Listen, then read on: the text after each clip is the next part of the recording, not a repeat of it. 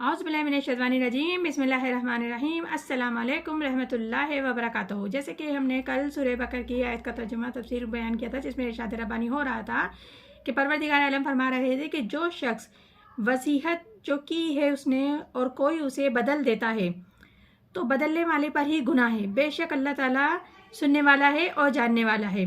और अगर किसी शख्स को कोई अंदेशा है कि वसीयत में कोई मिस्टेक है यानी कि कोई गलती है तो वहाँ भी मशवरे से वर्सा को जमा करे और सबसे बैठ के मशवरा करके उसमें रद्द बदल कर सकता है, तहरीफ कर सकता है। इसमें इरशाद रब्बानी है या अय्युहल्लज़ीना आमनू कुतिबा अलैकुमुस्सियाम कमा कुतिबा अलल्लज़ीना मिन क़ब्लिकुम लअल्लकुम तत्तकून। ए ईमान वालों, फ़र्ज़ किया गया तुम पर रोज़ा जैसे फ़र्ज़ किया गया तुमसे पहले लोगों पर, इस तवक्का पर कि तुम परहेज़गार बन जाओ।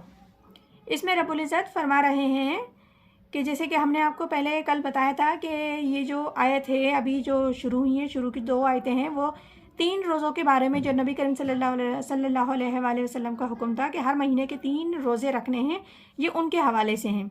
तो अल्लाह ताला इसमें बता रहे हैं, ए ईमान वालों, तुम पे रोज़ा फ़र्ज़ किया गया है, रोज़ा रखना जैसे कि तुमसे पहले लोगों पे फ़र्ज़ किया गया था, ताकि तुम्हारे अंदर तकवा पैदा हो जाए। वो जंग के लिए तैयार करवाते थे घोड़ों को, तुमको तकवे के लिए अपने आप को तैयार करना है ताकि तुम भूख को काबू में रख सको, शहवत को काबू में रख सको और प्यास बर्दाश्त कर सको, क्योंकि तुम्हें अल्लाह की राह में जंग के लिए निकलना होगा। उसमें भूख भी लगेगी, प्यास भी लगेगी। अपने आप को तैयार करो जिहाद के लिए। ये बात वाज़ा हो जाएगी आगे रुकू से, किताल की बहस शुरू हो जाएगी। रोज़े की ये गुफ्तगू हो रही है तमहीदन किताल के लिए, जैसे कि घोड़ों को सोम रखवाया जाता था किताल के लिए। आगे इरशाद रब्बानी है अय्यमन मक़दूदा, यानी कि गिनती के चंद दिन हैं। गोया की बात सबूत के साथ है कि इसको अरबी लफ्ज़ में मौदूदात को 9 दिन या 4-5-6 दिन कहा जाता था कि गिनती के कुछ दिन हैं, चंद दिन हैं, गिनती के यानी कि चंद दिन है। फमन काना मिनकुम मरदन औ अला सफ़रा इद्दतिन मिन अय्यामिन अखरा, कि जो शख्स अगर बीमार है तुम में या सफ़र में है तो उस पर उनकी गिनती है दूसरे दिनों से। यानी कि इस आयत में परवरदिगार फरमा रहे हैं कि इनमें रियायत रखी है कि जो चंद दिन है उसमें भी रियायत रखी है। तुम में से अगर कोई बीमार है या सफ़र में है तो वो तादाद पूरी कर ले दूसरे दिनों में। जैसे वो बीमार है तो सफ़र रोज़ा नहीं रख सका, या सफ़र में है तो रोज़ा नहीं रख सका, तो उनका शुमार कर ले, और जब हालत बेहतर हो, ये ताकत रखता हो रोज़ा रखने की, तो वो उस वक्त उस गिनती को पूरा कर ले। फिर अल्लाह ताला फरमा रहे हैं अलल्लज़ीना युतिक़ूनहु फ़िदयतुन तामुन मिस्कीन, और जिनको ताकत है रोज़े की कि उनके ज़िम्मे है फ़िदिया, एक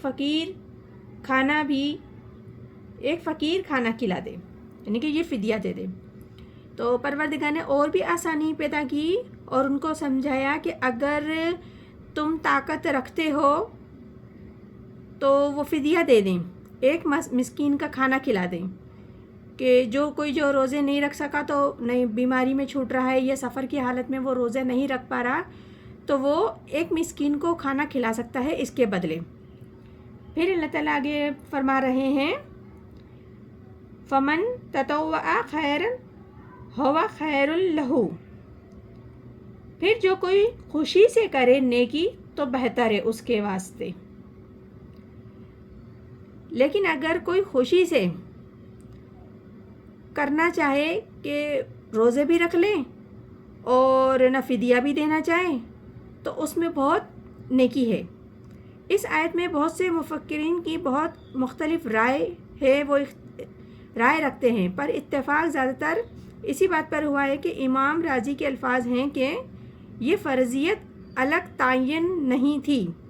जैसे कि फ़र्ज़ तो ये है कि रोज़ा, लेकिन इसका बदल भी दिया जा रहा है कि रोज़ा तो फ़र्ज़ है, लेकिन फिर भी इसका बदल भी दिया जा रहा है कि अगर तुम नहीं रखना चाहते یعنی کہ جو روزہ ہے اگر آپ نہیں رکھنا چاہتے تو تم ایک مسکین کو کھانا کھلا دو، اور پھر جو کوئی اپنی مرضی سے اپنی خوشی سے خیر کرنا چاہے تو اس کے لیے بہت اجر اور خیر ہے۔ اگر روزہ بھی رکھے اور مسکین کو بھی کھانا کھلا دیں تو دونوں ہی کام بہت اچھے ہیں، تو اس میں کوئی رکاوٹ نہیں، یہ اس کے لیے بہتر ہوگا۔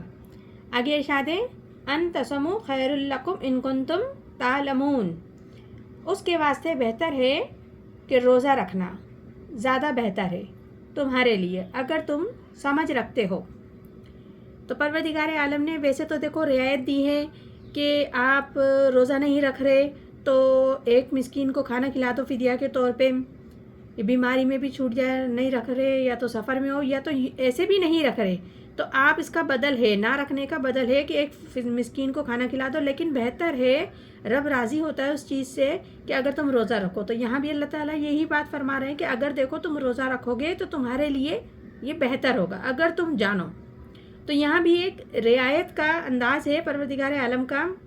تو یہ آیت ہیں جس کا پہلا حکم دیا گیا تھا کہ ہر مہینے 3 روزے رکھے جائیں گے، جو کہ حضور اکرم صلی اللہ علیہ وآلہ وسلم نے بھی حکم دیا تھا مدینے آنے کے بعد اپنے طور پر۔ پھر ان آیات نے توثیق کر دی نبی کریم صلی اللہ علیہ وسلم کے حکم کی۔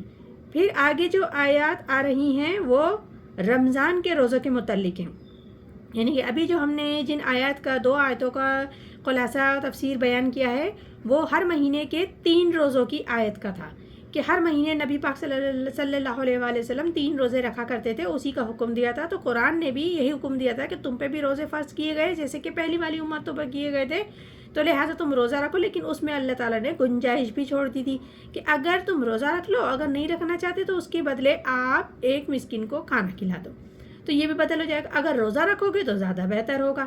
تو یہ سورہ بقرہ کی ابھی ہم نے 2 صورتوں کا ترجمہ تفسیر خلاصہ بیان کیا، انشاءاللہ تعالیٰ آگے آیت آئیں گی ان کا بھی ہم کریں گے، اور وہ آیت ہوں گی رمضان کے روزوں کے متعلق۔ اور جیسا کہ ابھی رمضان بھی چل رہے ہیں تو اچھی بات ہے کہ روزوں کے حوالے سے بھی قرآن کی خود ہی آیت آ رہی ہیں، کیونکہ ہم تو قرآن پاک ترتیب سے پڑھ رہے ہیں، آیت بائی آیت، یعنی کہ ایک ایک آیت کا نمبر وائز ترتیب سے خلاصہ تفسیر بیان کر رہے ہیں۔ اب یہ روزے کی آیت آ رہی ہے، روزے میں ہی آ رہی ہے، تو انشاءاللہ تعالیٰ کل ہم اس کا ضرور کریں گے۔ پروردگار عالم ہم سب کو قرآن پاک صحیح طریقے سے پڑھنے، سمجھنے اور عمل کرنے کی توفیق عطا فرمائے، آمین ثم آمین۔ جزاک اللہ۔